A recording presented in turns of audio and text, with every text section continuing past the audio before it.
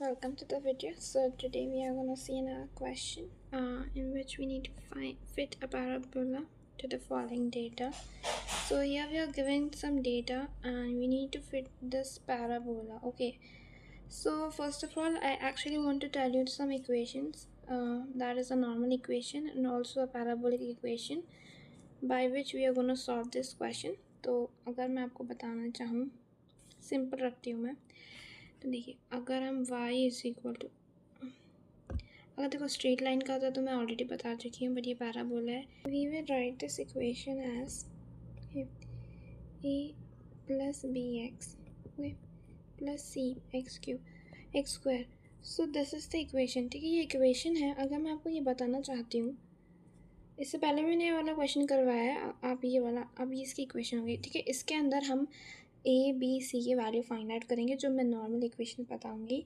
उसके बेसिस पे हमें ये पैराबोला की इक्वेशन में सॉल्व हो जाएगा. ठीक है, ये फिट इन द पैराबोला है. ठीक है, और यहाँ पर लिखा है find a second degree parabola, तो यही करना है. ठीक है, आप यहाँ पर देखो, आपके पास पहले आपको समीशन वाई, ठीक है, फिर आपको समीशन एक्स वाई निकालना होता है, फिर आपको समीशन एक्स स्क्वायर वाई निकालना होता है. ठीक है, तो if you just look at this, तो इसको याद कैसे करना है. देखो सबसे पहले आप ये वाली इक्वेशन को देखो जो ऊपर दिया हुआ है.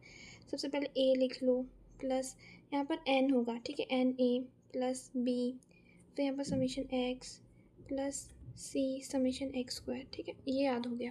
आपको कुछ नहीं करना है, जहाँ पर एक्स था उसके आगे समीशन लगाना है, जहाँ ए था एन लिखना है. ठीक है, अब यहाँ पर क्या होगा, यहाँ पर अब एन ए से स्टार्ट नहीं होगा, अब यहाँ पर समीशन एक्स होगा, फिर plus b summation x square. अब एक एक इंक्रीज होते जाएगा. ठीक है, और सी समीशन एक्स क्यूब. अब यहाँ पर सम एक्स स्क्वायर है ना, तो यहाँ पर समीशन ए एक्स स्क्वायर से स्टार्ट होगा, फिर बी समीशन एक्स क्यूब से स्टार्ट होगा, and then c summation x की पावर 4. तो ये इक्वेशंस है, इन इक्वेशन की हेल्प से हम जो है फाइंड आउट करने वाले हैं ए बी और सी के वैल्यू. ठीक है, तो मैं इसको एक बॉक्स में बना देती हूँ.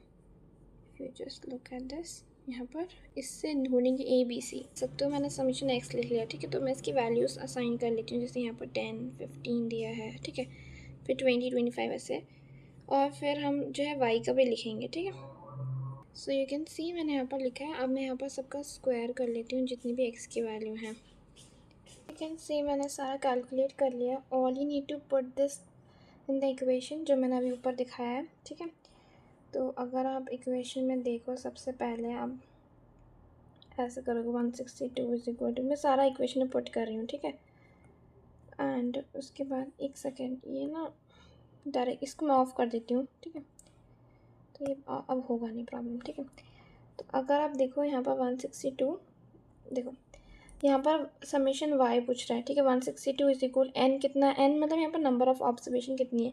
तो अगर आप देखो ये 3 और ये 6 7 ऑब्जर्वेशन है. ठीक है, तो यहाँ पर इक्वल टू कर दो 7a.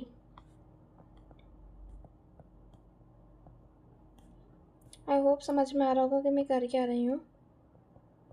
मैं सारा जितना भी डेटा कैलकुलेट किया है उससे कैलकुलेट कर रही हूँ. ठीक है,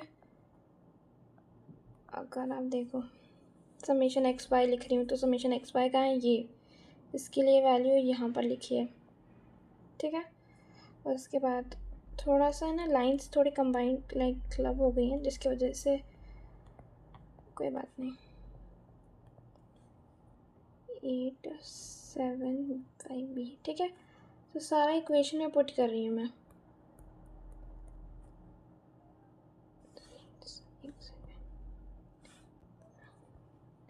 अगर आप चाहते हो कि इसको कैलकुलेटर से निकालना, ऑब्वियसली कैलकुलेटर यूज़ करेंगे, इतना बड़ा कैलकुलेशन कोई भी नहीं करेगा. तो all you need to do is mod mod mod दबाना 3 बार. उसके बाद वो इक्वेशन पूछेगा 1 दबाना, उसके बाद वो पूछेगा कितनी है, तो आप 3 लिखना, अननोन 3 है. ठीक है, उसके बाद आपको A1 A2 A3 की वैल्यू डालना, फिर 3 वैल्यूज़ आएंगी. अगर वो सेम आएंगे तो एक ही वैल्यू देगा, मतलब समझ जाना तीनों के लिए एक ही वैल्यू है, और बार बार इक्वल टू दबाते रहना तो आंसर आ जाएगा. ठीक है, नहीं समझ में आया तो मैं फिर से बता दूँगी.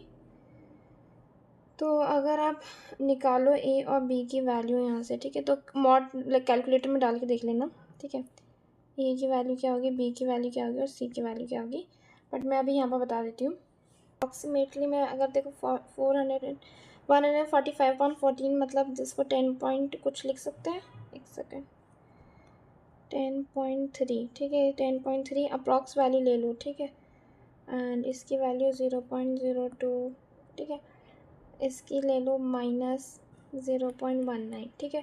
तो आपको क्या करना है, अब यहाँ पर आपको वाई मतलब, एक सेकेंड मैं वाला पार्ट इरेज कर लेती हूँ ताकि समझ में आ जाए अच्छे से।